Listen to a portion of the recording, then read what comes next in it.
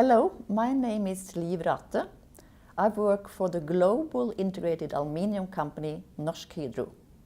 We are based in Norway.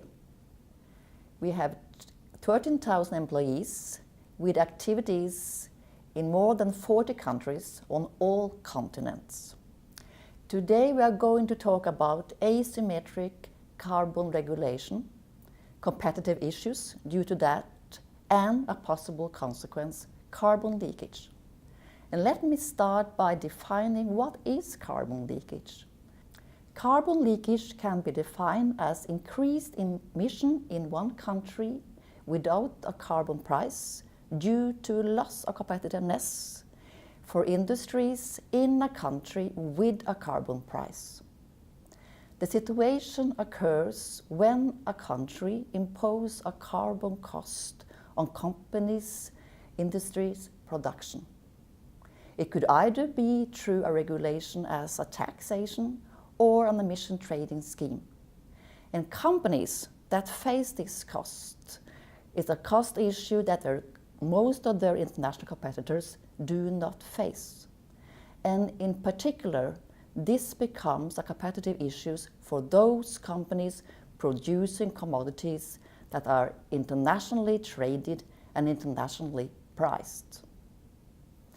Carbon regulation is intended to change relative competitiveness between firms in favor of those emitting less.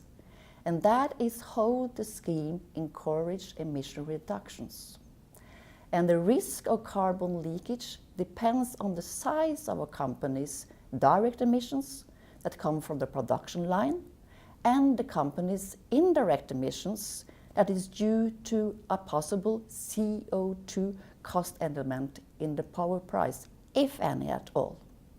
And direct and indirect emissions have an equal material impact on companies' competitiveness.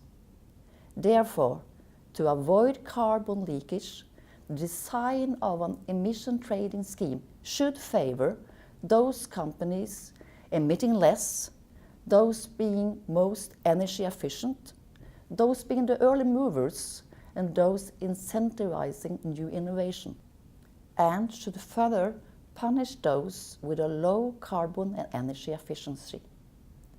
This way, carbon leakage preventions assure those companies performing at a benchmark level are at a competitive advantage. Carbon regulation differentials will remain a challenge for industries both in mid and long term.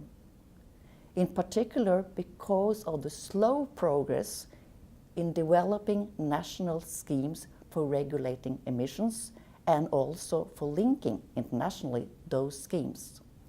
The Paris Agreement, with its voluntary national contributions, but a clear temperature goal, has not contributed to any significant regulatory certainty for businesses. Due to this situation, the effectiveness of national compensation solution becomes crucial for industries. But if the compensation is sufficient, companies can focus on innovating new carbon-friendly technologies. They can invest in new facilities and also increase their production within a region with a carbon regulation. Therefore, ensuring no undue cost for the best performing carbon and energy efficiency installation is crucial to industries. The ultimate goal is to have a global price equally on all greenhouse gas from all industrial activities around the world. So carbon leakage is only needed in a transitional period until whatever time that cost is more or less equal. Regional and national regulation as the emission trading scheme promotes the first step to get a more even level playing field between polluting activities.